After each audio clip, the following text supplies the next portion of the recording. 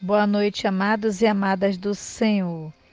Vamos dar continuidade ao nosso estudo de Eclesiastes. Hoje o capítulo é capítulo 6, em que a palavra de Deus diz assim: Há um mal que vi debaixo do sol e que pesa sobre os homens. O homem a quem Deus conferiu riquezas, bens e honra, e nada lhe falta de tudo quanto a sua alma deseja. Mas Deus não lhe concede que disso coma. Antes o estranho come. Também isto é vaidade e grave aflição. Se alguém gerar 100 filhos e viver muitos anos, até a avançada idade, e se a sua alma não se fartar do bem, e além disso não tiver sepultura, digo que um aborto é mais feliz do que ele. Pois, debalde, vem o aborto em trevas, se vai, e de trevas se cobre o seu nome. Não viu o sol, nada conhece. Todavia, tem mais descanso do que o outro, ainda que aquele vivesse 2 vezes 1000 anos, mas não gozasse o bem. Porventura, não vão todos para o mesmo lugar? Todo o trabalho do homem é para sua boca, e contudo nunca se satisfaz seu apetite. Pois que vantagem tem o sábio sobre o tolo? Ou o pobre que sabe andar perante os vivos? Melhor é a vista dos olhos do que o andar ocioso da cobiça. Também isto é vaidade e correr atrás do vento. A tudo quanto há de vir, já se lhe deu nome, e sabe-se o que é bom, o que não pode contender com quem é mais forte do que ele. É certo que há muitas coisas que só aumentam a vaidade, mas que aproveita isto ao homem, pois quem sabe o que é bom para o homem durante os poucos dias da sua vida de vaidade, os quais gasta como sombra, quem pode declarar ao homem o que será depois dele debaixo do sol? Aqui no estudo diz assim sobre riqueza e honra, né? Que nesta hora eu quero estar fazendo a oração, pedindo nesta hora a ajuda do Espírito Santo de Deus, para que ele venha assim a nos ajudar a entendermos, né, o estudo.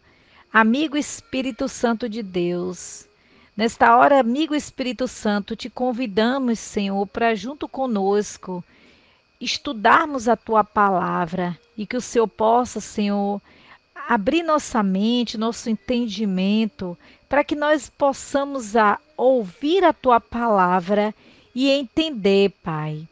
Pois nesta hora, Deus, eu me coloco diante de ti e coloco diante de ti, meu Pai, todos os ouvintes nesta hora, meu Pai. É o que eu te peço e te agradeço no nome de Jesus. Queridos, o estudo aqui do 6 que fala assim, há um mal que vive debaixo do sol e que pesa sobre os homens, né? O homem é quem Deus conferiu riquezas. Então vamos falar um pouco sobre riquezas e honra. Não garantem alegria ou prazer na vida. Com referência à expressão debaixo do sol, aqui fala em Eclesiastes 1:9. Bora ver o que aqui diz, né? Sobre o estudo debaixo do sol. É uma expressão frequentemente importante sempre para o pregador, né? Que ele diz que indica o foco limitado de sua visão, como observador terreno. Ele não consegue olhar além da perspectiva limitada da vida que o cerca, né? Então essa reflexão, o que fala debaixo do sol, que segue assim, que nós venhamos a entender claramente essa palavra, que ele não consegue olhar, a pessoa não consegue olhar além das suas perspectivas, né, limitada da vida que o cerca, porque ali tudo nessa vida é limitado, né? Não existe nada novo debaixo do sol, né? Olha, se eu penso, né, todo dia a gente acorda, a gente levanta, se alimenta, vai para o trabalho, quem estuda vai para suas escolas, vai para suas faculdades, depois retorna, vai para casa, se cuida, estuda, outros voltam do seu trabalho para casa, para seus afazeres, de noite, né, relaxam, outros vão para a igreja, e assim a vida vai dando continuidade. No outro dia, a mesma coisa. Então, o estar debaixo do sol diz que não existe nada novo debaixo do sol. É um foco limitado de uma visão. Como observador terreno, ele não consegue olhar. O observador terreno que está aqui na Terra só consegue ver as coisas da Terra, né?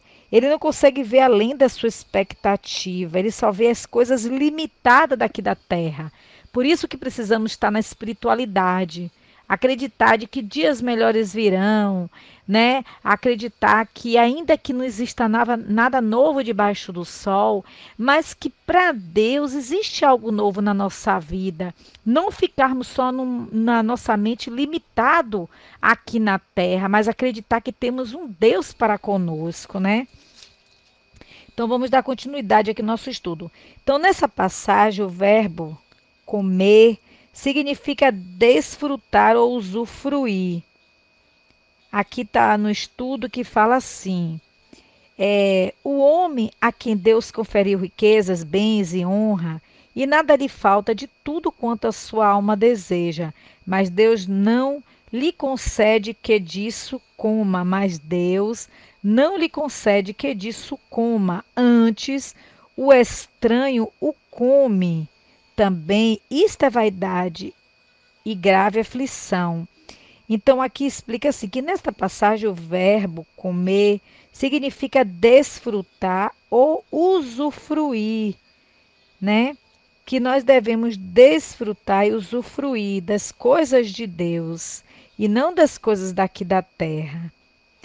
Uma prole numerosa e longevidade eram sinais da bênção de Deus.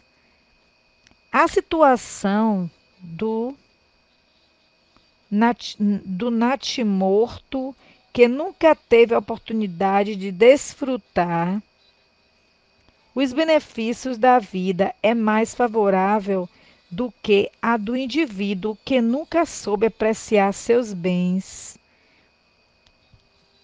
Agora, dando continuidade, do 7 ao 12, que explica assim: todo o trabalho do homem para a sua boca, e contudo nunca se satisfaz o seu apetite. Então, aqui, em vez, em vez de sempre ansiar por mais riquezas e maiores realizações no futuro, o pregador aqui ele questiona o valor do trabalho do ser humano, pois ele se esforça para garantir seu alimento, né? Ali trabalhando para levar o seu sustento para casa, né? E muitas das vezes mais volta a ter fome. Aqui o pregador questiona o valor do trabalho do ser humano, pois ele se esforça para garantir seu alimento, mas volta a ter fome. Nunca se satisfaz perpetuamente diante disso. O pregador lhe declara sua filosofia desfrutar a vida hoje, à vista dos seus olhos, se refere ao presente tangível. O pregador expressa também um ponto de vista determinista, algo que é determinado. Acredita que a vida faz parte de um sistema pré-estabelecido que não pode ser mudado. Então, dentro desse sistema, só nos resta desfrutar o presente, pois ninguém sabe o que o futuro reserva, né? E então eu vou também para o estudo da outra palavra, para que nós venhamos entender mais claramente. Então, aqui no nosso estudo, na outra palavra, ele diz assim: o homem, por melhor que seja, é apenas um homem. E Davi pôde bem perguntar: quem são os seres humanos? Em parte, eles são apenas um barro vermelho, como foi Adão, quando saiu das mãos do Criador. Salomão afirma: já foi decidido. Sabia-se há muito tempo o que cada pessoa seria. Quem vive, por mais sábio e bom que seja, é apenas um ser humano. Some-o, coloque tudo junto, as belezas do seu corpo, a habilidade de sua mente, mesmo as virtudes de seu espírito, e o que ele é, mesmo assim, apenas um homem. O homem é apenas um vapor que aparece por um momento e depois desaparece. É como se fosse um vento, né? É, por isso que muito dessa passagem fala não corra atrás do vento, que é como se fosse um vapor. Ali aquele vapor quando sai da panela, aquele vapor não vai desaparecendo. Então o homem aqui fala também bem claro assim, né? O homem é apenas um vapor que aparece por um momento e depois desaparece. É tão frágil e tênue e sem substância como seu próprio fôlego. Ele vem e ele também vai. Então, nós estamos aqui, ao mesmo tempo podemos não estar mais aqui. Então, vamos procurar estarmos ligados em Deus, no mundo espiritual, nas coisas que Deus tem para nós e não ficarmos focados aqui na terra, nas coisas mundanas, porque se nós não tivermos a nossa vida, a nossa mente, o nosso intelecto, os nossos afazeres mediante as coisas de Deus e ficarmos só focados na mesmice das coisas debaixo do sol, que sempre é a mesma coisa, nós não vamos poder ter melhoria nas nossas vidas, para que nós possamos avançar, crescer, expandir, né? Aumentar a nossa fé, precisamos dar um passo à frente, precisamos mudar. Então, assim, está aqui há tão pouco que dificilmente pode ser dito que está, pois ele começa a ser antes de deixar de ser no que diz respeito ao mundo. Como o ser humano é tão frágil quanto a própria futilidade. Salomão insiste em que é ocioso e vão tentar contender com Deus. Ele diz assim: portanto, não adianta discutir com Deus. Esse discutir com Deus eu consigo entender assim, você ficar relutando com suas próprias vontades, querendo fazer suas próprias vontades. E não é como você quer, é como Deus quer. Então vamos obedecer a Deus. Amém? É sempre insensato contender com alguém que é mais poderoso do que você. Mas quando a disparidade é tão grande quanto entre o homem e Deus, a criatura que dura uma hora e o autoexistente Criador, o pobre e fraco verme chamado homem, e o poderoso Deus, o invencível, o nosso Criador, você vê imediatamente que é loucura antes mesmo pensar em lutar contra ele, né? É um tolo, na verdade, aquele que discutiria com o Criador. O caco do artefato se esforçará para quebrar o varão de ferro. Aqui, o caco do artefato se esforçará para quebrar o varão de ferro, ou a cera faria guerra contra o fogo. Não há esperança para nós em tal disputa. Contudo, com que frequência nós, até mesmo que os que somos seus filhos, começamos a discutir com o nosso Deus, se ele nos pune, se retira de nós nossos confortos, se nos permite ficar frustrado com nossas aspirações, logo começamos a questionar por que isso. Nós, amados, não podemos discutir com o nosso Criador. Somos mais sábios do que Ele? Isso é uma pergunta. Somos mais sábios do que Deus? De maneira nenhuma. Compreendemos a providência melhor do que Ele? Podemos nos sentar para julgá-lo? Ousamos pensar em julgar o grande juiz de todo o nosso tribunal? Não. Pensemos nele de forma correta e diremos: estou calado, não direi uma só palavra, pois minha punição vem de ti, e pela graça de Deus iremos ainda além e poderemos dizer, como o patriarca Jó: o Senhor me deu o que eu tinha e o Senhor o tomou. Louvado seja o nome do Senhor, né? Então aceitaremos da mão de Deus apenas as coisas boas e nunca o mal. Muitas vezes carecemos do espírito de completa submissão. Então, amados do Senhor, eu quero assim, nesta hora, passar para vocês que nós venhamos a ser essa pessoa que Deus quer que sejamos, né? Que nós venhamos a ter o nosso futuro definido por Deus. Porque assim, como aqui na palavra de Deus diz, né? Nesse estudo de Eclesiastes 6, o verso 10, foi tudo isso que eu expliquei aqui agora, porque tudo já foi decidido, sabia-se há muito tempo que cada pessoa seria. Portanto, não adianta discutir com Deus sobre nosso destino.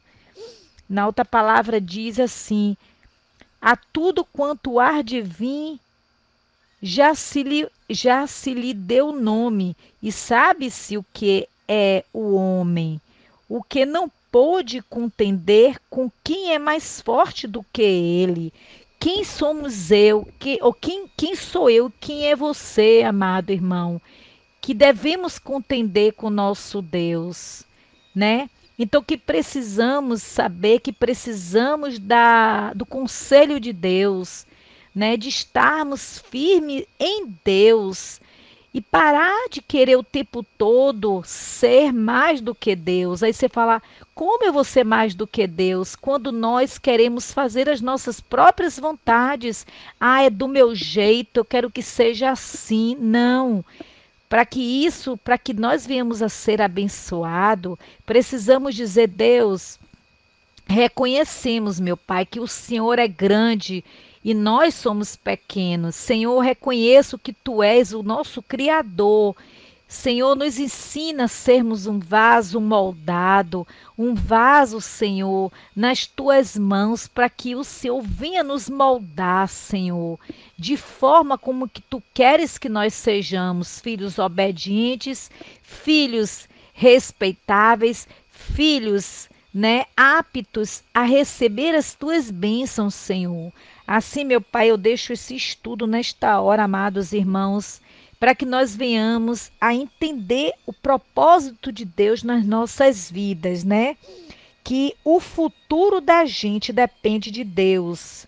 Então, o futuro definido e desconhecido depende de mim e de você. Será que você quer um futuro conhecido ou desconhecido? Um futuro definido ou um futuro de fé, de andar na bênção de Deus? Vamos acreditar que a sabedoria de Deus vai estar sempre sobre nossas vidas. Amém? Vamos tomar posse dessa palavra, desse estudo maravilhoso, né? Que Deus assim nos mostra que estar debaixo do sol existe grandes coisas que podem acontecer na nossa vida, das mesmice, e também pode existir grandes coisas nas nossas vidas de estarmos fissurados em querer aprendermos mais de Deus, de saber, Deus, como que está a nossa vida diante de Ti. Senhor, nós não queremos ficar na mesmice, porque não existe nada, Senhor, novo debaixo do sol.